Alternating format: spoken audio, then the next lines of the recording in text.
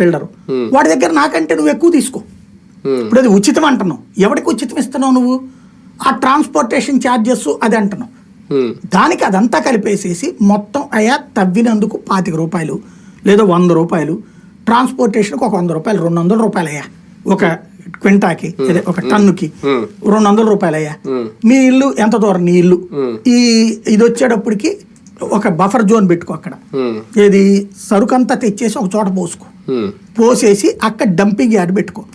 Dumping yard వరకు అయినందుకు 200 రూపాయలు పడింది ఒక టన్నుకి.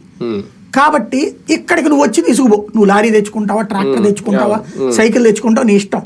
టన్ను తీసుకో, టన్నుకి 200 రూపాయలు ఈ ఛార్జ్, ఇది ఉచితం అని చెప్పాలి. It's enough. అప్పుడు ఇక్కడికి వచ్చినటువంటి వాడి దగ్గర కాగితం, ఏమయ్యా నువ్వు ఇల్లు కట్టుకుంటావా, సరే తీసుకుపో, ఇదిగో నీ కాగితం ఏది, నీ ఆధార్ ఏది, ఈ ఆధార్లో ఉన్నటువంటి వాడికి ఇన్ని లారీలు లేదు, నేను 200 గజాలు 10-20 లారీలు, లేదా అపార్ట్మెంట్ కట్టుకుంటున్నావు ఇంకో 100 వేసుకోవాడికి కావాలంటే సెస్ వాడి దగ్గర.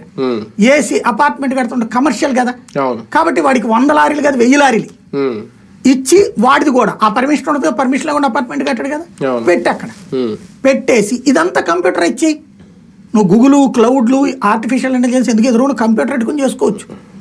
అయిపోయి ఎవరికి అవసరం వాడికి. కానీ ఎవరికి ఇస్తున్నాం మనం? ఆధార్ కార్డు పట్టుకొస్తే 5 కోట్ల మందికి ఆధార్ కార్డులు ఉన్నాయి. 5 కోట్ల మందికి తలా ఒక లారీ తీసుకున్నా 5 కోట్ల లారీలు వేసుకుందా నీ దగ్గర. దీంట్లో కలెక్టర్లు ఎవరిని పట్టుకోవాలా?